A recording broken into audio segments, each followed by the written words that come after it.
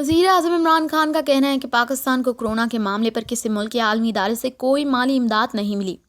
एक निजी news channel के मुताबिक यूट्यूब ब्लॉगर से मुलाकात के दौरान वज़ीर आज़म इमरान खान का कहना था कि कोरोना पूरी दुनिया के लिए बड़ा इम्तिहान है, लेकिन पाकिस्तान के हालात यूरोप, अमरीका और बरतानिया से बहुत मुख्तलिफ हैं। लॉकडाउन से हमारा कमज़ोर तबका मुश्किलात में आ गया है। बैरून मुल्क पाकिस्तानियों की जानिब से तरसलाते ज़र रुक गई हैं। वज़ीर आज़म ने कहा कि मज़दूरों की मुश्किलात की वजह से लॉकडाउन नहीं लगाना चाहता था। 75% मज़दूर हमारे पास रजिस्टर्ड नहीं है। कोरोना की वजह से मुल्क की मईशत बुरी तरह मुतासर हुई।